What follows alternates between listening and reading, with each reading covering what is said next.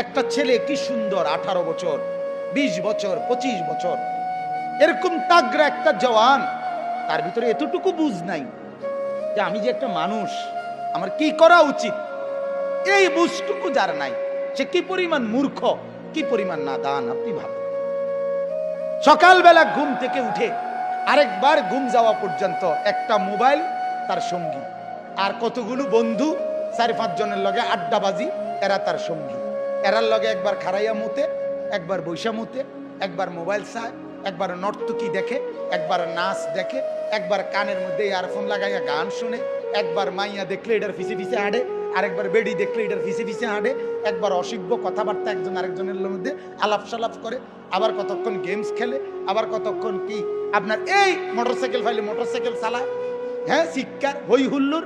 আপনি বলেন এটা কি কোনো জীবন? বেটা তুই বল, বেটা বাপ তুমি বলো না, তোমার বিবেক তোমাকে কি বলে? এটা কি একটা মানুষের জীবন হইতে পারে? বিনোদন বুঝি মানুষের 24 ঘন্টার, মানুষের জীবনের 24 ঘন্টা বুঝি ফুর্তিতে কাটে, হ্যাঁ? বিনোদন বুঝি একটা মানুষের সারাক্ষণের কাম। তুমি যে মোবাইলের মধ্যে উলঙ্গ ছবি দেখতেছ, নাচ দেখতেছ, হিন্দি সিনেমার নর্তকীরে দেখতেছ, কিতা দেখো? এটা তো প্লাস্টিকে না, কথা বলেন না কেন? তা তুমি কিতা উপভোগ করলা?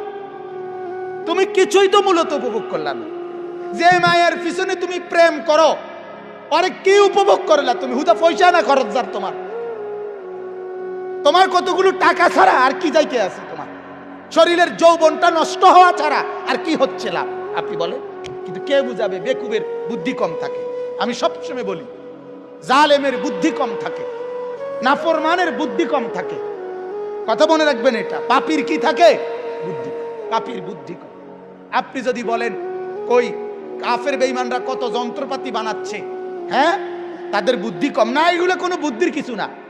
এটা মালিক আল্লাহ কোরআনে স্পষ্ট আছে, আমি পৃথিবীতে যখন যেই জিনিসটি যখন যেই মুহূর্তে বানাবো, এটা আমি আমার কোনো না কোনো বান্দার মাথাতে আমি এটার ফর্মুলা ঢেলে দেই, সে এটা করতে থাকে।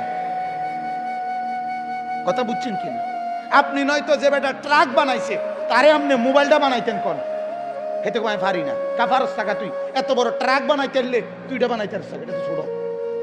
কথা বলেন না কেন? না না, এটা ছোট বড় লইয়া কথা না, আল্লাহ তাআলার ফয়সালা এটা, যাকে দিয়ে আল্লাহ যেই কাজটা করা, ঠিক কিনা বলেন না কেন?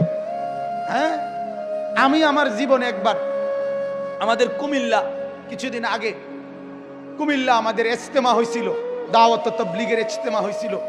তখন ওইখানে আমরা মাদ্রাসা থেকে গিয়ে গিয়ে মাটি কাটছে ছাত্র ওস্তাদরা। আমি 3টা কোপ দিছি, মাটির কোপ, মানে কোদাল দিয়া আমি কাটতে গেছি, হুইয়ে এলেছি।